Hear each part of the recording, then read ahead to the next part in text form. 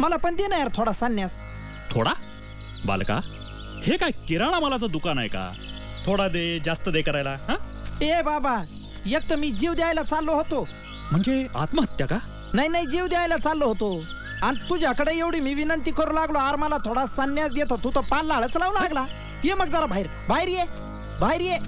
तुला दाखवतो मी, ये बाहेर ये. आणि ह्यो कोणता प्राणी चिमटलाय बुडा खाली?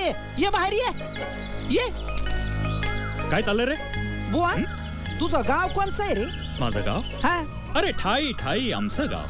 ठाई गाव कुठं आलं हे? तसं नव्हे, हा. हे विश्वची आमचे गाव. बाबा म्हणजे हे सगळं जग तुमचं गाव आहे, हो रे? तू आज काही नेसला का नाही? तुला काय करायचंय? इथं बाकीचे नंगे पुंगेच आहेत म्हणा. पण बुवा मला एक सांग, तू आहेस तरी कोण? मी हा. साधू. म्हणजे महादूचा भाऊ नाही, दादूचा काका नाही, सदूचा सासरा, हा, यदूचा चुलता, आहेस तरी कोण? अरे म्हणजे तू मला अजून ओळखलं नाहीस? तुझ्यात काय रे बाबा ओळखण्यासारखं? अरे केस ओलेत, असू दे. आंघोळी नंतर पुशीचा.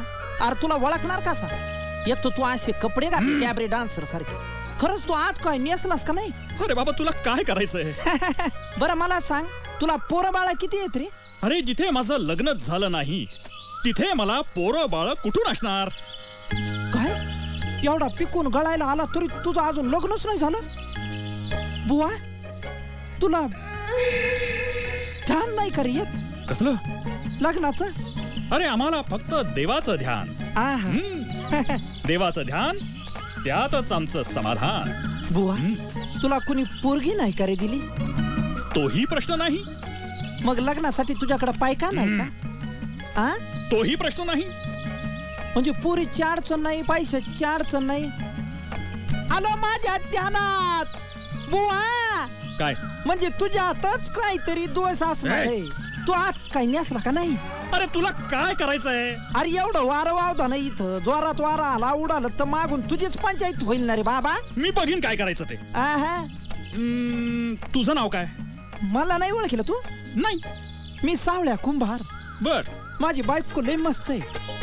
2 गाढवानी लेकर आहेत मला. बर. म्हणजे माझ्याकडे 2 गाढव आहे, त्यांच्यावर लेकरावानी प्रेम करतो मी. तसा प्रपंच नेट काय माझा मस्त आहे. सगळं चांगलं आहे ना? हा. मग अडचण काय आहे? कसं आहे बुवा, मला रोज पहाटे उठावं लागत, माती तोडवावी लागते, मडकी गाढवावी लागते आणि ती नेऊन बाजारात ती खावं लागते.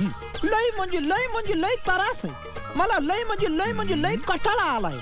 सावळ्या, प्रपंच करावा नेटका. अरे असं त्रासून कसं चालेल?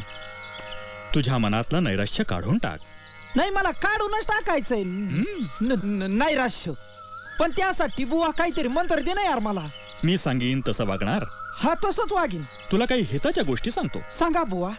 परधन मानावे जैसे वमन. आहा. परस्त्री माते समान जाण. आहा. चित्ता ठावे समाधान. हो. बुवा तुझे बोल मी अमृतावानी माझ्या कानात साठवून ठेवले. परधन मानावे जैसे वमन, परस्त्री माते समान जाण. समोरून जर ती आली चालून तर धरावे तिचे 2 चरण. हाय ना? ते ठीक आहे. सावळा, आजपासून मी तुझा गुरु आणि तू माझा शिष्य. होय बुवा. ये. मी तुला कान मंत्र देतो. द्या.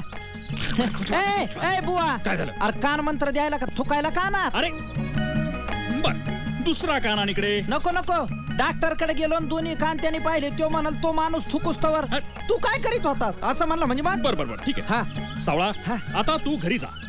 उद्या पुन्हा ये. अरे आम्हाला स्वर्गात जायचंय.